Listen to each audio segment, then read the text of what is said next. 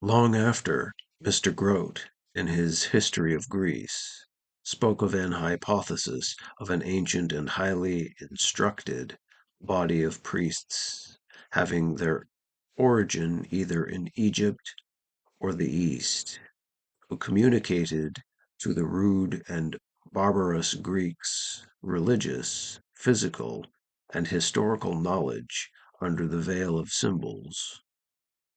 The same current of thought appears to have been suggested to the Masonic writer and to the historian of Greece, but each has directed it in a different way, one to the history of the pagan nations, the other to that of Masonry.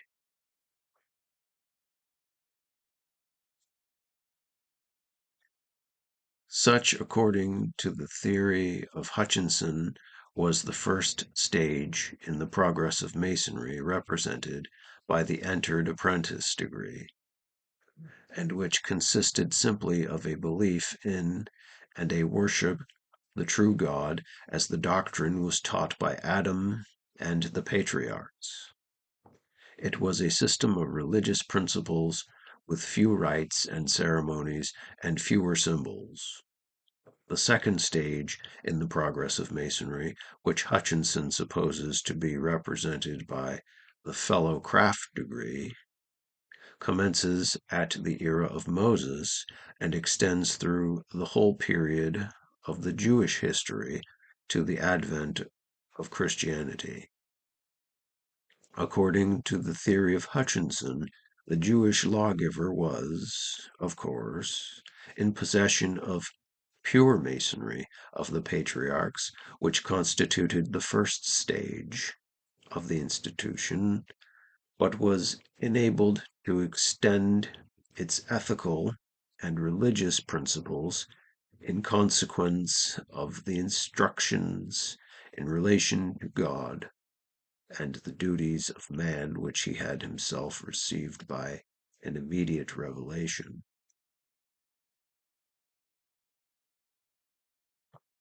In other words, Masonry in its first stage was cosmopolitan in its religious teachings, requiring only a belief in the God of nature as he had been revealed to Adam and his immediate descendants. But in the second stage, as inaugurated by Moses, that universal belief was exchanged for one in the deity as he had made himself known on Mount Sinai.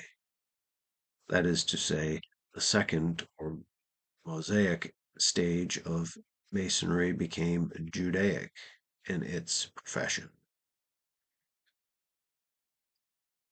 But in another respect, Masonry in its second stage assumed a different form from that which had marked its primitive state.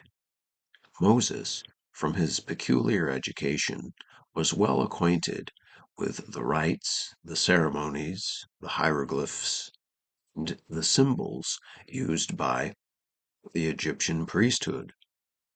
Many of these he introduced into Masonry, and thus began that system which, coming originally from the Egyptians, and subsequently augmented by derivations from the Druids, the Essenes, the Pythagoreans, and other mystical associations, at last was developed into that science of symbolism which now constitutes so important and essential a characteristic of modern Freemasonry. A third change in the form of Masonry, which took place in its Mosaic or Judaic stage, was the introduction of the operative art of building among its disciples. Instances of this occurred in the days of Moses, when Aholiab, Bezaleel, and other masons were engaged in the construction of the tabernacle, and subsequently in the time of Solomon, when that monarch occupied his masons in the erection of the temple. But, as has already been shown in a preceding part of this chapter, Hutchinson does not conclude from these facts that Masonry was ever connected in its origin with builders, architects, or mechanics. The occupation of these Masons as builders was entirely accidental, and did not at all interfere with or supersede their character as members of a purely speculative association. But it may be as well to give, at this point, in his own words, his explanation of the manner in which the Masons became, on certain occasions, builders, and whence arose in modern times the erroneous idea that the Masonic profession consisted of architects. Footnote. In a subsequent lecture, 13, he attempts, in an historical argument, to show that the Guild of Masons incorporated in the reign of Henry V, and the laws concerning congregations and confederacies of Masons passed in the succeeding reign, had no reference whatever to the speculative society.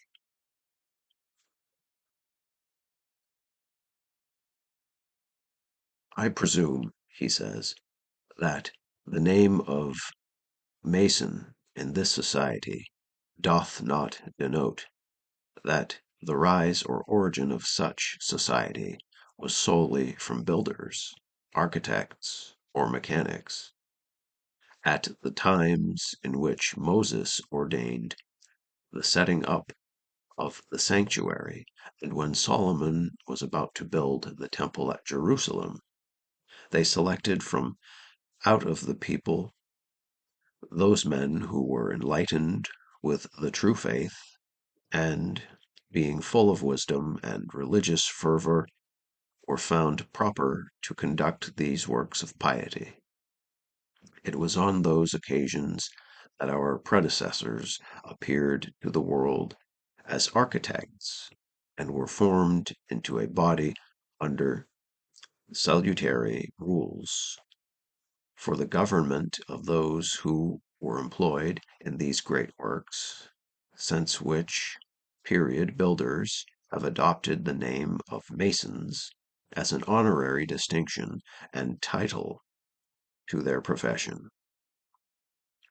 I am induced to believe the name of Mason has its derivation from a language in which it implies some indication or distinction of the nature of the society, and that it has not its relation to architects. Footnote. Spirit of Masonry, Lecture 1, page 2. In another place in this work, the etymological ideas of Hutchinson and other writers will be duly investigated. Masonry was not organized at the Temple of Solomon, as is believed by those who adopt the temple theory, but yet that building occupies, according to the views of Hutchinson, an important place in the history of the institution.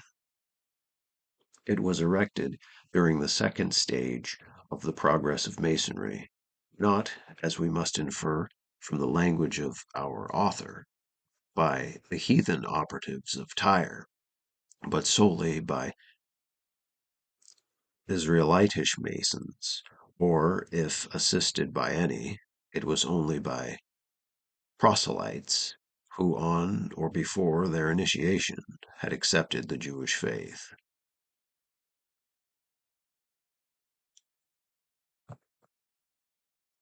The language of Hutchinson is on this point somewhat obscure, yet I think that it admits only of the interpretation which has been given. He says, As the sons of Aaron alone were admitted to the holy office and to the sacrificial rites, so none but devotees were admitted to this labor on the temple. On this stage, we see those religious who had received the truth and the light of understanding as possessed by the first men, embodied as artificers and engaged in this holy work as architects. Footnote: Spirit of Masonry, Lecture 7, page 86.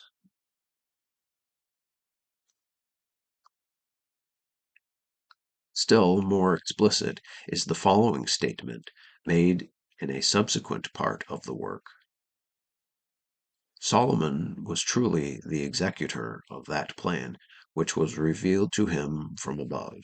He called forth the sages and religious men amongst his people to perform the work.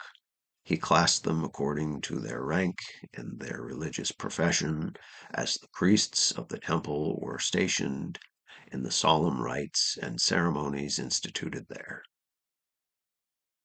The chosen ones of Solomon, as a pious and holy duty, conducted the work. Footnote: Ibid, Lecture 10, page 108.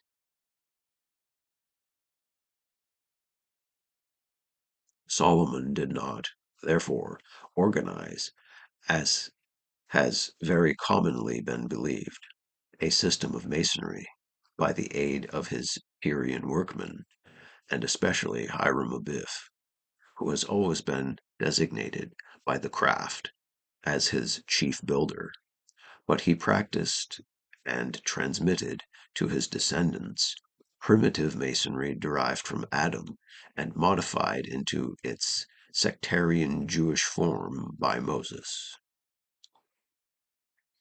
The masonry of Solomon, like that of the great lawgiver of the Israelites, was essentially Judaic in its religious ethics.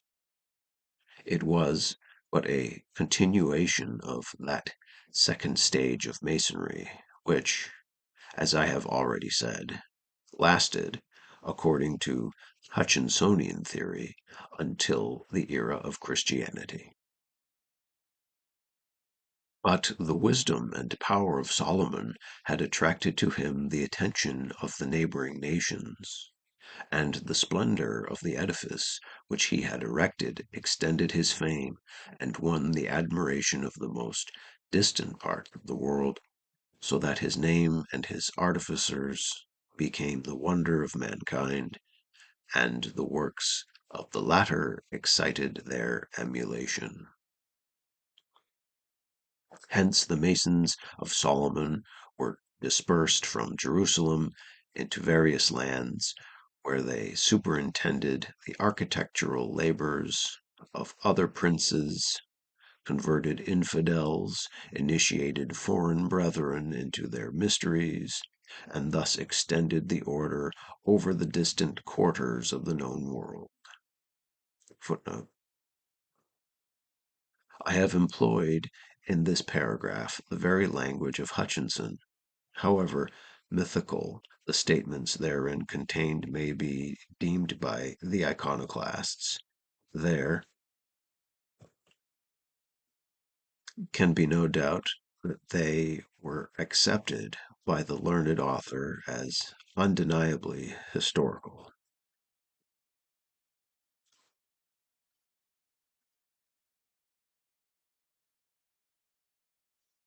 Hence we see that, according to the theory of Hutchinson, King Solomon, although not the founder of Masonry at the temple, and not our first Grand Master, as he has been called, was the first to propagate the association into foreign countries.